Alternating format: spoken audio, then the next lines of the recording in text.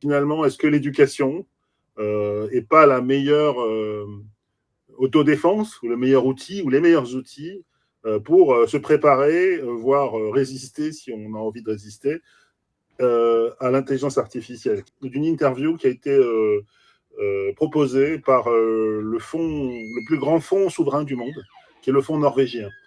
Ils ont interrogé le patron d'une école de commerce, la première école de commerce suédoise, sur la position stratégique qu'ils ont pris en mettant de l'art partout dans cette école. Et pour quelles raisons? Et donc lui, c'est le patron de cette école de commerce. Actually, many business school students believe that they know how the world qui commence par expliquer que les gamins des écoles de commerce, ils croient connaître le monde. Well, I think they're there to learn, right? Yeah. So I think it's a good idea to expose them to things that they don't really understand, where they start asking themselves questions. Et donc, il faut provoquer les gamins. Il ne faut pas les laisser enfermer dans leur bulle.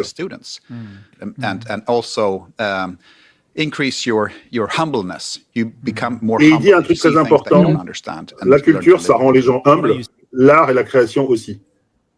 Et en fait, tout ça a structuré une démarche qui est une démarche très importante parce qu'au cours de l'entretien, il explique que, et on y reviendra à la fin, la vraie question, c'est que dans le monde de l'intelligence artificielle et dans le monde dans lequel on est, où la technologie est partout, c'est ça qui est l'antidote numéro 1 pour rendre ces futurs leaders des gens responsables. Et donc, ils sont alignés sur le fait qu'il faut créer des structures pour que les gens soient responsables, conscients de l'environnement, conscients de la richesse du monde et de ses différences, et pas exclusivement concentrés sur des objectifs soit financiers, soit marketing, soit technologiques.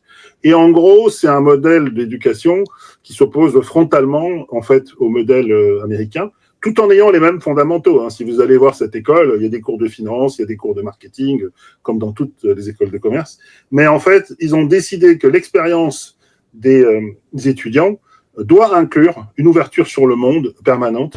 Et donc, c'est pour ça qu'ils ont choisi l'art. Donc, c'est vraiment développer l'intelligence émotionnelle. Exactement. Par exemple, il y a une œuvre d'art au milieu de la bibliothèque. On se dit, c'est pas une table cassée, c'est une œuvre d'art. Et qu'est-ce qu'elle fout là? C'est tout l'objet. Une classroom. Finalement, ça prouve que c'est presque un antidote à la formation distancielle, c'est-à-dire que le contexte matters. Exactement. Et c'est l'expérience qui compte. C'est vraiment de l'immersif. Hein. En fait, ils sont immergés dans la culture.